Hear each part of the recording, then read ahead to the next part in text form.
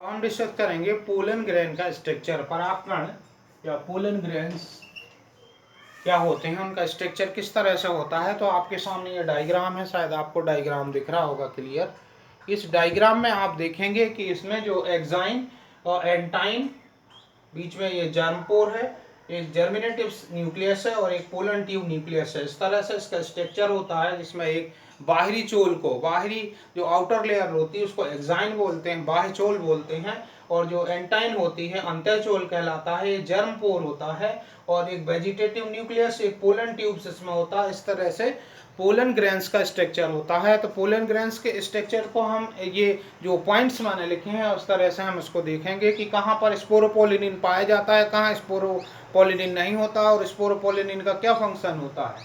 तो let me start. They develop from PMC by meiotic division. आपने अभी last video lecture में देखा था कि ये कहाँ से डेवलप होते हैं, पीएमसी से। पीएमसी जो पोलन मदर सेल्स होती है, पोलन मदर सेल्स, उससे ये कैसे होते हैं, मेयोटिक डिवीजन द्वारा इनका फॉर्मेशन होता है। They represent the male gametophyte. ये मेल गैमेटोफाइट कहलाते हैं, नर युग्मकोद्भिद कहलाते हैं, हिंदी में नर युग्मकोद्भिद बोलते हैं। Pollen grain are generally spherical in structure. आप देख रहे हैं स्फेरिकल है, गोल आकृति में है। जनरली इसके टाइप्स और हम डिस्कस करेंगे। तो pollen grains are generally spherical in structure. Structurally संरचनात्मक रूप से ये कैसे होते हैं, स्फेरिकल होते हैं, गोल होते हैं, इनकी आकृति गोल होती है। नेक्स्ट है they passes to prominent layered wall, outer, जो आउटर रहती है उसको एक्साइन बोलते हैं, एंड इनर एंटाइन। जो ये एंटाइन है, ये this is एंटाइन, this is exine, outer layer, ठीक है। नेक्स्ट है the exine is a hard layer. जो एक्साइन होती है वो हार्ड होती है, कठोर लेयर होती है, मेड अप ऑफ स्पोरोपोलिनिन। ये स्पोरोपोलिनिन की बनी होती है, which is one of the most resistance organic material present in nature. ये मोस्ट रेजिस्टेंस ऑर्गेनिक मटेरियल होता है। नेक्स्ट पॉइंट है the inner thin layer of एंटाइन is made up of cellulose and pectin. तो outer layer most किसकी बनी होती है, outer layer जो लेयर होती है एक्साइन, वो स्पोरोपोलिनिन इसमें रहता है, पाया जाता है, और जो इनर रहती है जिसे हम एंटाइन बोलते हैं, वो सेल्यूलोज और पैक्टिन की बनी होती है। नेक्स्ट इसका पॉइंट है the exine has an aperture which sporopollenin is absent.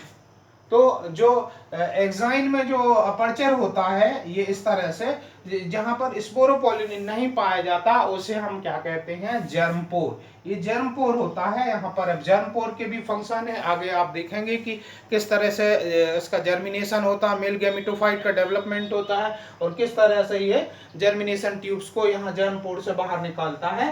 तो the exine has an aperture where sporopollenin is absent. जहां पर स्पोरोपोलिनिन एब्सेंट होता है, कॉल्ड जर्मपोर, जिसे हम जर्म छिद्र कहते हैं, जनन छिद्र कहते हैं, जर्मपोर कहते हैं। तो सारे स्टूडेंट्स बायो के इंग्लिश मस्ट है, इसलिए आप इंग्लिश में ही सारी टर्मिनोलॉजी याद करें, सभी कुछ इंग्लिश में याद करें। और आपको कोई डिफिकल्टी होती है, वैसे मैं पीडीएफ आपके नोट्स जो हिंदी मीडियम वाले बच्चे उनको हिंदी में दूंगा, लेकिन आपको इंग्लिश साथ में लेकर चलना है बायो में। If you want to the maximum success, है ना, तो आपको इंग्लिश पढ़ना जरूरी है। नेक्स्ट है, तो आपने समझा कि किस तरह से इसमें स्ट्रक्चर होता है, किस तरह से इसकी जो है लेयर पाई जाती हैं, एक्साइन, एंटाइन, जर्मपोर, जनरेटिव न्यूक्लियस और पोलन ट्यूब न्यूक्लियस। ये स्ट्रक्चर इसका कंस्ट्रक्टेड रहता है। इसमें pollen tubes come out through germ pore during germination of pollen grain. Pollen grain के जर्मिनेशन के दौरान जर्मपोर से ये ट्यूब्स कैसी होती है, पोलन ट्यूब्स बाहर आती है, ठीक है। तो ये स्ट्रक्चर है, ये बहुत इंपॉर्टेंट है, पोलन ग्रेन का स्ट्रक्चर, इसे आप याद कीजिएगा। Thank you for watching this video, have a nice day.